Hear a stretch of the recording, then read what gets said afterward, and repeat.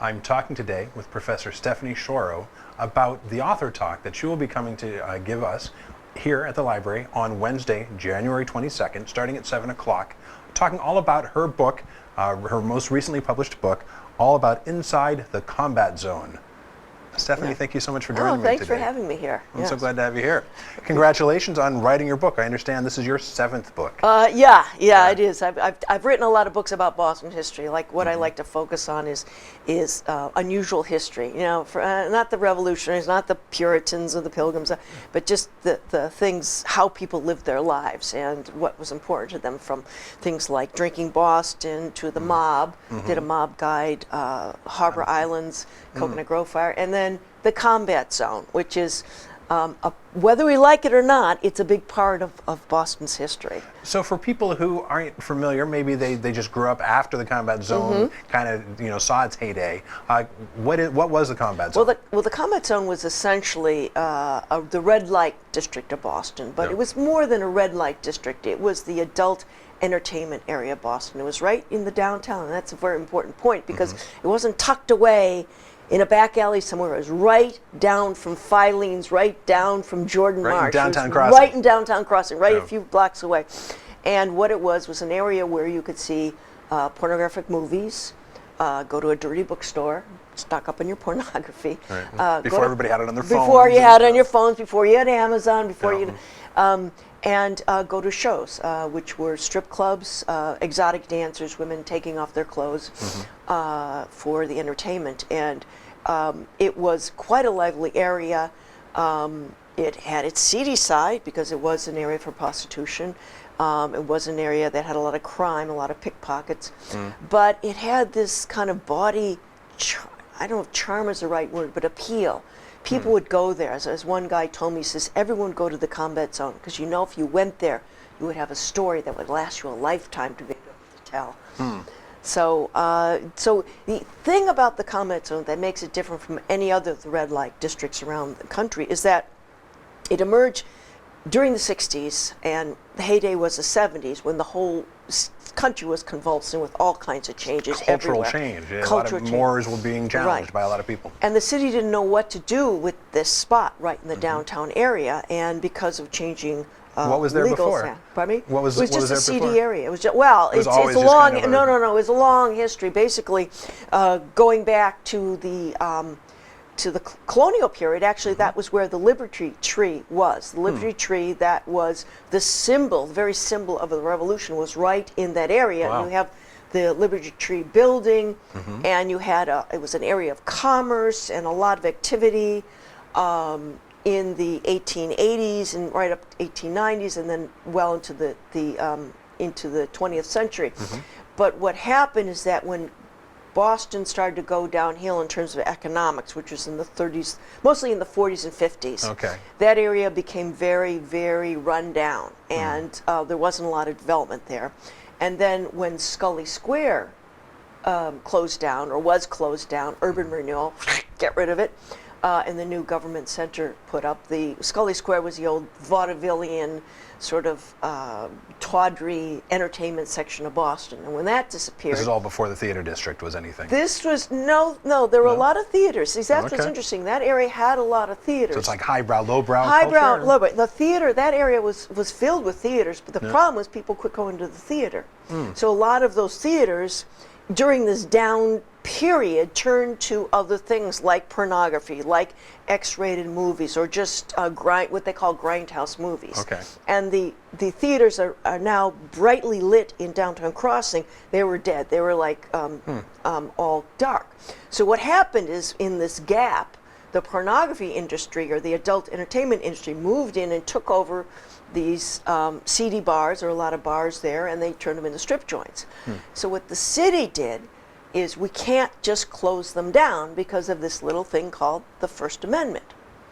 So they zoned for it. The idea was, if you could create a zone for adult entertainment, then you could keep it there. You could prevent it from spreading. Because God forbid it goes to Beacon Hill or Back Bay or South Boston. So keep it on that side of the commons. Keep it right in that area. So in 1974, the city created the Adult Entertainment District in that area of Boston. And those zoning rules, by the way, are still in the books today. So it was a kind of, what was interesting about it was kind of a legally sanctioned red light district. Not that they permitted prostitution, but the adult entertainment, the idea was we build this kind of neon cage that we keep it there. Now I know. I mean, this is obviously all about making money off of them. I mean, Yes. predominantly women performers, but I don't All think it was women all performers women at that, performers. all women performers at that Yeah, time. this is yes. before the bathhouses and everything else that came in later. I mean, there were a lot of transsexual performers actually. Okay, yeah. So there were a lot, and there were a lot of gay men in that area because the Combat Zone, for all its craziness, was an area where you were accepting of other kinds of sexual expression. It was, ironically enough, there were a number of gay sort of bars or hangouts in that area, and so it was, had a little bit of a freeing atmosphere. Which is from the original Liberty, I guess. From in some the ways, Liberty, that I mean, there's again, a course there. there's a kind of an irony in that. Yes, Yeah. it is.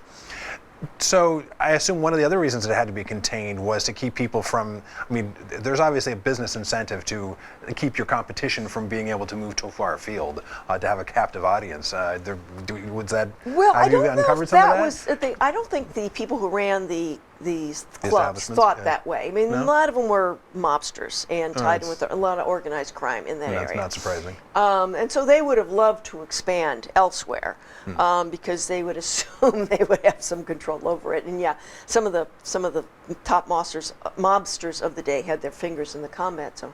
But I think the idea was that there's another dirty little secret about the Combat Zone. It was actually a tourist draw. So when you had people come here for conventions, officially they would go to the Constitution Museum Right. or Faneuil Hall, but unofficially the men would let their wives go shopping. I'm being sexist here, but they go shopping, and the men would hightail it down a few blocks to the To girly have a couple of shows. drinks and Have a watch couple them of and take drinks their and clothes go to the off. girly Yeah. shows, and go to the Okay. girly shows. But the place just produced all kinds of history, just amazing. Let me just tell one story, which Yeah, is please. right after, because it's apropos to what's happening politically now. But right after the zoning rule was passed, there was something called the Pilgrim Theater, which had been a legitimate theater for a long time. Then it became a movie house, and then an X-rated movie house, and then it became this burlesque. And the guy was trying to bring less burlesque. But right in '74, you might recall the name Wilbur Mills. Okay. Wilbur Mills was a powerful congressman from Arkansas, and probably one of the most powerful men in Congress at that time, head of the Ways and Means Committee. But then one evening, his car got pulled, which was sort of weaving, got pulled over in Washington, D.C., and a buxom young woman jumped out of the car into the tidal basin. And that woman was a stripper who operated under the name of the Argentine Firecracker, or Fanny Fox. And Wilbur Mills had some splaining to do. Was not a friend of his daughter, was it? No, I was a constituent. He said, "Oh, it's one of my constituents. I was just helping her out." Sure, buddy. Anyway, so it was a big scandal, but nonetheless, those were different times. Miller was reelected. Mills was reelected, no problem. And then Miss Fanny Fox was booked in the Pilgrim Theater in the Combat Zone under the name of the Tidal Basin Bombshell. Because notoriety has never hurt a stripper. So there she is doing her performance when she calls out to the audience and says, "I want to introduce you to someone. Mr. Mills, come on out." And Wilbur Mills, none too sober, stumbled out on stage, shook his protege's hand, and got his picture taken by a lot of people.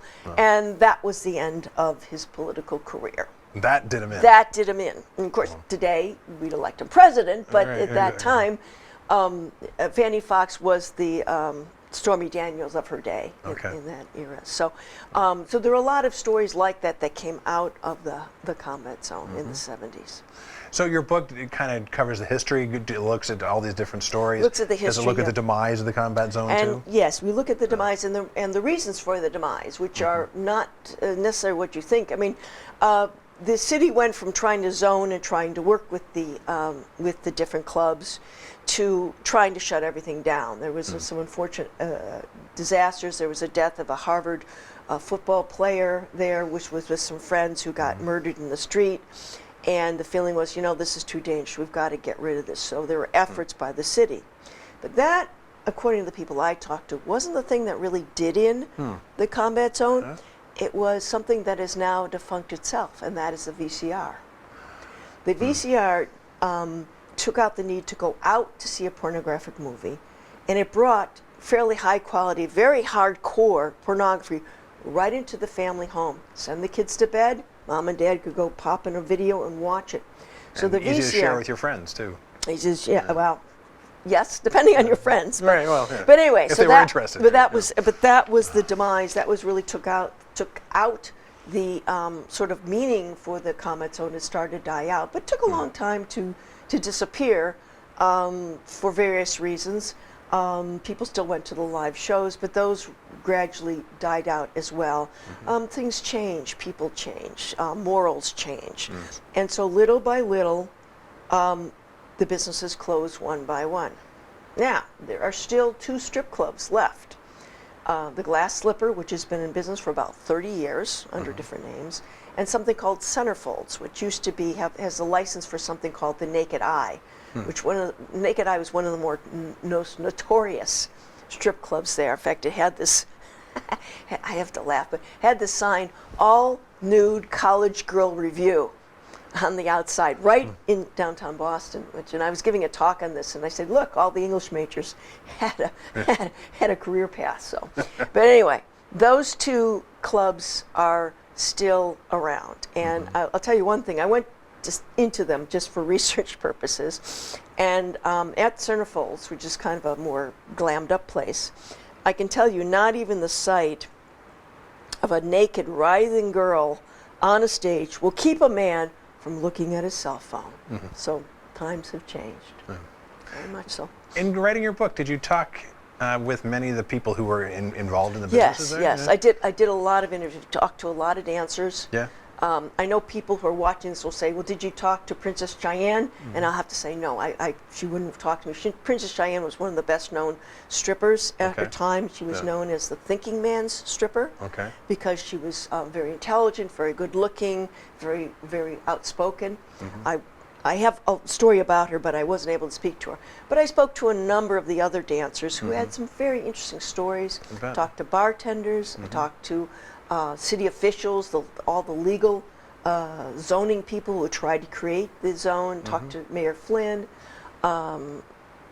talked to bartenders and people who worked in the zone. That's a lot of original research. That's great. Yeah, well, there was in all my books I try to do really original research. You look at your book and it doesn't scream academic tome either. It seems like it's very accessible. Not with that picture on the cover. No, it does not. It does not. But there are endnotes, and basically, I, being very much aware of issues like plagiarism, everything in there is documented, and it's sourced in one way or another. But yeah, no, I write, and I mean that was one of the things. There were so many stories about the combat zone that I couldn't prove or disprove, and I might use them if I thought there was some validity in them. But mostly I had to go back and try to gather a lot of real information. And there were, like, particularly about that death of that Harvard student, lots of stories about him that weren't true.